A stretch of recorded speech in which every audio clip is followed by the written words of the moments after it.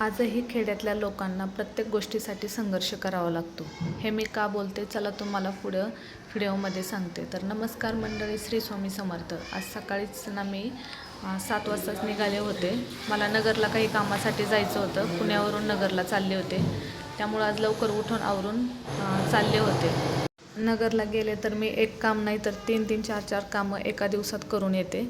कारण माझं गाव नगर आहे आणि मी पुण्याला काही दिवसापासून राहते. तर मला प्रत्येक गोष्टीसाठी ना नगरला जावं लागतं. तर तसंच आज पण चालले होते. आज असे 3-4 कामं होते जे की खूप इम्पॉर्टंट होते. त्यामुळंच मी लवकर निघाले होते. मग सकाळची बसने गेलं तर जास्त बस थांबत पण नाही आणि ट्रॅफिक पण लागत नाही. त्यामुळं मी सकाळी लवकरच निघाले होते. तर तरी पण 3-4 तास लागले मला. तर येरवड्यात गेले होते मी बसायला आणि येरवड्यात गेले आणि 5 ते 10 मिनटात मला बस भेटली होती. खूप दमल्यामुळं प्रवासी आळंदीवरून आलेल्या गाडीमध्ये झोपले होते. गाडी तशी जास्त काही भरलेली नव्हती, पण बसायला त्याला व्यवस्थित जागा वगैरे भेटली. तर प्रवास सुरू झाला. डोक्यात एकच विचार होता, कोणतं काम अगोदर करायचं, कोणतं काम नंतर करायचं. तर फायनली मी नगरला गेल्यानंतर आहे ना, नगरला जात असतानाच रस्त्यात साईबाबाची पालखी चालली होती आणि साईबाबाचा आशीर्वाद घेऊन आहे ना मी पुढच्या कामाला सुरुवात केली. तर तब्बल 4 ते 4.5 तास झाल्यानंतर फायनली मी नगरला पोहोचले होते. आणि नगरला जायचं म्हणजे एक काम झालं का, एक काम एका टोकाला असेल तर दुसरं काम दुसऱ्या टोकाला असतं आहे. तरी ह्या सगळ्या जबाबदाऱ्या मला पार पाडणं तेवढंच अनिवार्य पण आहे. कारण जबाबदाऱ्या घेणारं पण दुसरं कोणी नाही, म्हणून प्रत्येक गोष्टीत आहे ना मला पुढाकार घ्यावा लागतो. तर ही आहे शिरूरची घोड नदी. तर बऱ्यापैकी भरलेली आहे आणि खूप सुंदर वातावरणातून आहे ना साईबाबाच्या पालखीचं प्रस्थान झालेलं होतं. तर सगळे भाविक आहे ना पालखी वाट लावायला चालले होते.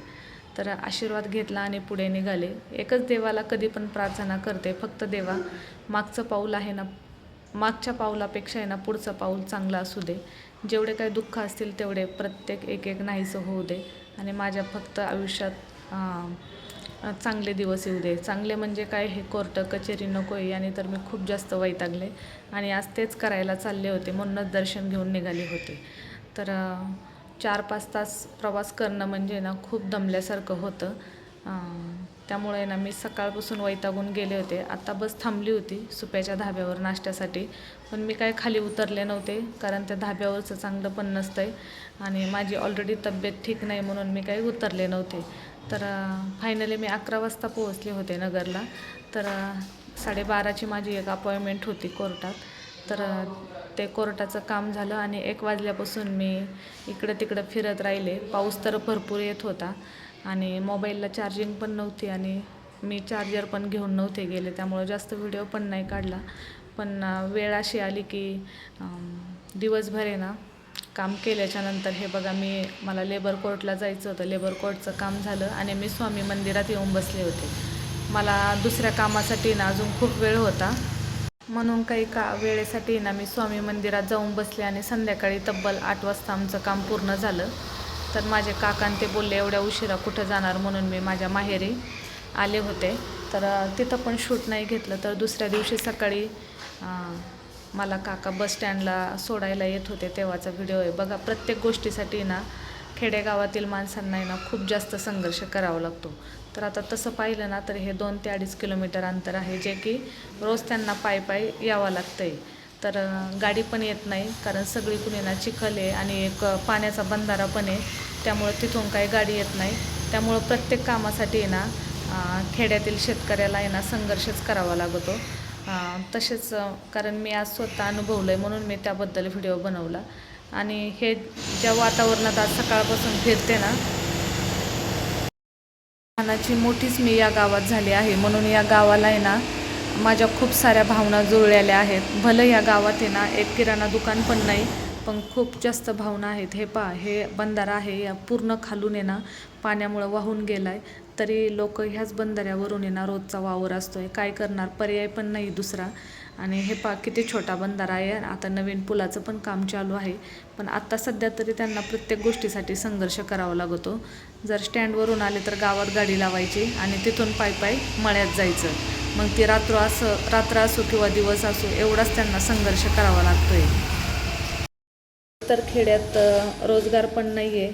असेल त्या शेतकरी शेतीवर उदरनिर्वाह करतो. आणि हे इथून पायवाट आहे, या पायवाटेतून रात्रीच्या 10 वाजले तरी अशाच वातावरणातून त्यांना जावं लागतं.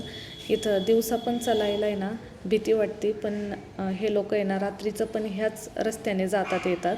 मी खूप दिवसातून आहे ना आज माझ्या गावाला गेले होते, तेव्हा कुठं मी अनुभवलं आहे की खरंच आपल्याला शहरात सगळ्या सुखसुविधा मिळतात, पण खेड्यातील लोकांना आहे ना ह्या सगळ्या सुखसुविधापासून आहेत ना ते वंचित आहेत. खरंच खेड्याकडे चला असं बोलतात ना, ते नक्कीच खरं आहे. सिटीज आता खूप जास्त डेव्हलप होत चालली आहे सिटी, पण खेडेगावात आहे ना अजून पण कुठलीच सुखसुविधा आलेली नाही आहे. त्यामुळं खूप जास्त वाईट पण वाटतं आहे, पण आपण करू पण शकत काही नाही आहे. तर असो, चालले होते आता मला पण जायचं होतं सकाळी, त्यामुळं लवकरच उठले होते. तिथून पण सकाळी 6लाच निघले होते, पण पुण्यात यायचं म्हणलं का ट्रॅफिक पण खूप लागतं. माझ्या मागं जो वड दिसतं आहे ना, त्या वडावर आम्ही लहानपणी खूप जास्त सुरपारंब्या वगैरे खेळायचो. आणि हे दिसतं आहे ते माझं गाव आहे. गावात काही गेले नाही मी, मळ्यात राहतात काकांते, तर त्यांच्याकडूनच आले होते. रस्त्याला पूर्णपणे चिखलच होता, नीट माणसाला चालता पण येत नव्हतं, अशी अवस्था खेडेगावात आहे. गाडी येणं किंवा अनोळखं माणूस जर आलं तर त्याला तर चालता पण येणार नाही. इतकी गावाची दुर्दशा, रस्ते झालं, कुठलीच सुविधा नाही. लाईट 8 दिवस आली तर 8 दिवस लाईट पण गायब असते. तर ही आहे विहीर, आणि विहिरीपासला परिसर पहा किती सुंदर दिसतोय. गावातलं वातावरण तसं खूपच सुंदर आहे, पण काय करता, पोट भरण्यासाठी तर गाव सोडून जावंच लागतंय. त्यातलीच मी पण एक आहे. पण आज गावाकडे आले ना खूप साऱ्या आठवणी ताज्या झाल्या. माझी शाळा पाहायला भेटली. आता स्टँडवर चालले मी, तुम्हाला माझी शाळा पण दाखवते. खूप सारी पडली, पण त्याला पण खूप जास्त आठवणी आहेत.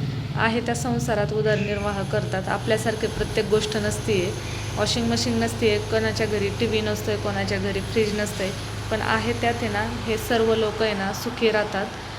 म्हणजे कुठल्याच गोष्टीची अपेक्षा नसते की आपल्या घरात हे असावा ते असावा. तर मला इथं 2 डाळिंब पण आणून ठेवले होते, तर खूप दिवसातून भेटले, तर खूप छान वाटलं. तर तुम्हाला सांगा हा व्हिडिओ कसा वाटला.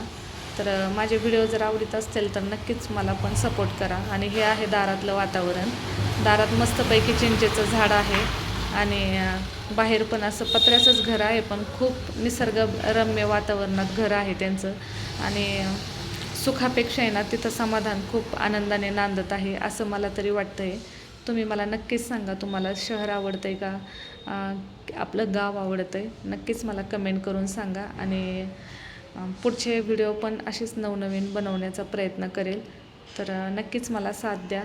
खरंच तुमच्या सपोर्टची मला आत्ता खूप गरज आहे. आणि आपले व्हिडिओ कुठून पाहतात ते पण मला नक्की सांगा. जर व्हिडिओ आवडल्यास नक्कीच व्हिडिओला लाईक करा, छान कमेंट करा. आणि प्लीज माझ्या चॅनलवर जर तुम्ही नवीन असाल तर प्लीज आपल्या चॅनलला ना सबस्क्राईब करायला विसरू नका. तर चला, भेटूया अशाच एका नवीन व्हिडिओमध्ये. तोपर्यंत श्री स्वामी समर्थ.